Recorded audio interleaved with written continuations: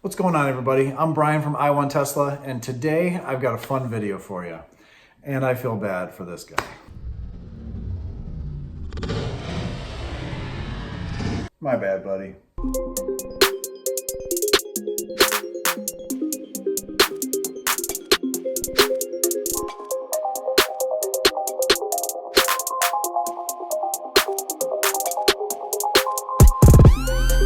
So a lot of you guys have seen some of the videos of me driving up and hitting him and him flying over the hood and all that kind of stuff. I did a video before about autopilot stopping for Box Boy, and that's the whole video where he came about. His birth, actually. Everyone was saying in version 8 that the sensors can see through the cardboard, so it was able to see through it, and that's why you ran him over, that's why you hit him. And I agree with that. I mean, it was probably the case. And then when version 9 came out, the same thing happened. I hit him. But I thought the cameras might see him, plus the sensors would see through him, so it was kind of getting confused, whatever. So everyone's suggestion was to wrap him in aluminum foil. And he looks kind of like the Tin Man here.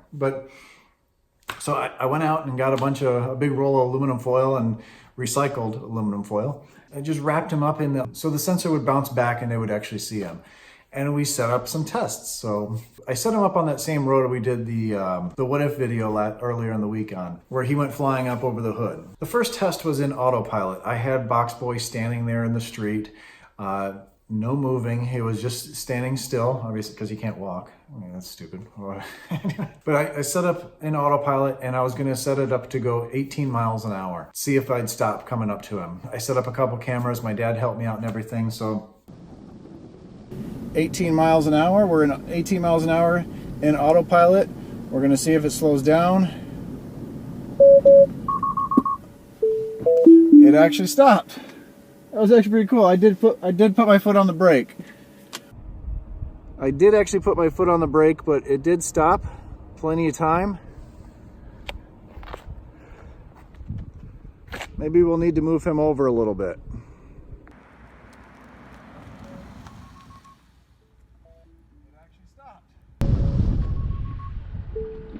It actually stopped. Kind of cool how the car actually applied the brakes and then beeped quite a bit to allow me to know something was going on, and then I actually had to hit the brakes to come to a complete stop, because I have creep mode on in the car, because I actually like creep mode on the car. A lot of people don't like creep, so I wonder what it would be like without creep on there, if it would actually come to a complete stop. So keep that in mind. Creep mode is on in all these tests. He was off to the side a little bit. He was almost off the road. So the next test, I set it up where he's actually in the middle of the road.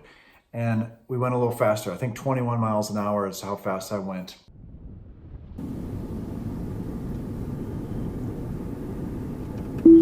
"23 miles an hour. Now we're going, and he's actually in the middle of the street. We're gonna see if it shows up anything on here. It did stop. So it hit him about 2 miles an hour. So you see, we hit him slow enough to actually just bend him over. Might have hurt him a little bit. It hit him, my speedometer said about 1 to 2 miles an hour. So obviously that wouldn't have hurt somebody. So that's actually really good. The aluminum foil actually makes the car able to see the person, but still hit them. It did stop. The third test was actually going to be without autopilot. Wanted to test out the automatic braking and how that would actually work, because I knew that would be a lot of questions, like what about the automatic braking, just driving. So I actually just drove, no brake, no autopilot, no nothing, set Box Boy up in the road, and this is what happened.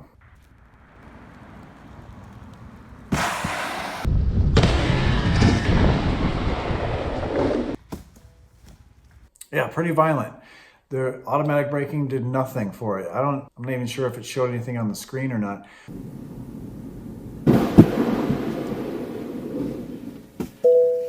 Nothing. Automatic braking is really not to come to a complete stop. It's really to minimize an accident from a car. It's going to drop you like maybe 20 miles an hour. So you're still going to have an impact, but it's going to be less of an impact. Kind of like what it did with autopilot, where it hit Box Boy at 1 to 2 miles an hour. So if you're coming from a 30 mile an hour drive, it might stop you in time to hit someone's bumper at maybe 5 or 10 miles an hour. So it's going to really minimize the accident. It's really not set up for pedestrian just come to a complete stop yet. It probably will be in the future though. The fourth test, I'm just doing autopilot now because obviously we know that the emergency braking does not work. I had Box Boy standing on the side of the road and my dad standing there, and I had my dad push over Box Boy into the street like someone fell into the street. My dad was actually trying to kill Box Boy. I had him push him down maybe, I think it was like 20 feet away or 25 feet away from the car. So he just tipped right over in autopilot. Thought the cameras might see that. Most of his aluminum was still on him. 18 miles an hour, we're in autopilot. He's gonna push him over.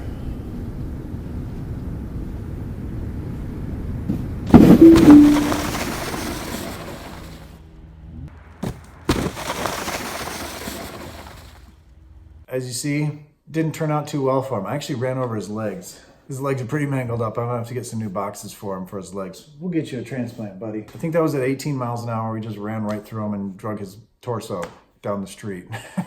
So the fifth test was actually something that I thought of right before we left to go there. It's stationary, and everyone's saying, you know, it's a stationary object. It's not moving. It's hard for it to see a stationary object. People are gonna be walking down the street. So without his legs, unfortunately, because his legs were run over, I actually attached a pole to the top of his head, and my dad carried him down the street while I was in autopilot coming down the road. So the first test was him just moving away as I was coming towards him at a slow pace, and the car actually stopped. It came to a complete stop. Much like the first attempt where it pretty much stopped right at the end. And I did have to hit the brake. He did pull Box Boy out of the way because it wasn't since he wasn't moving much, it wasn't as powerful of a stop, and we probably would have hit him if he was actually, if Box Boy was real. I'm real. I'm a real boy. So then I decided, well, the sixth test, let's do the same thing, but bounce him more. So there's more movement, so the cameras can pick up more movement, so the sensors can pick up more movement and see what happens. And this was amazing. This was actually the coolest part. Him even better. And it does. Actually, it does pretty good. That actually worked. Okay. Where it slowed down way before Box Boy. So there was actually plenty of time. It alerted me.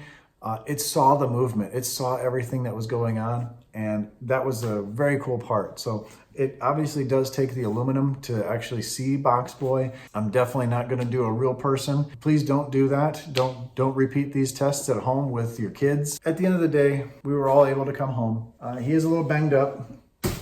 We'll get him fixed up. If you like the video, give it a thumbs up, subscribe to the channel. And if you're in the market for a Tesla, if you want your own Tesla that's gonna keep you from running over boxes, use my referral code. It's down below, it's Karen7537. Use the link, helps us get closer to that second Roadster and also gets you 6 months free supercharging. That second Roadster is actually just gonna pay for the taxes for the first one, but it's gonna help us get more content out, and it's a way to help support the channel, much like these guys do. These guys are all behind us on the wall, all the names written down and all the stickers. Those are the Patreon people that helped out the channel quite a bit. They're awesome.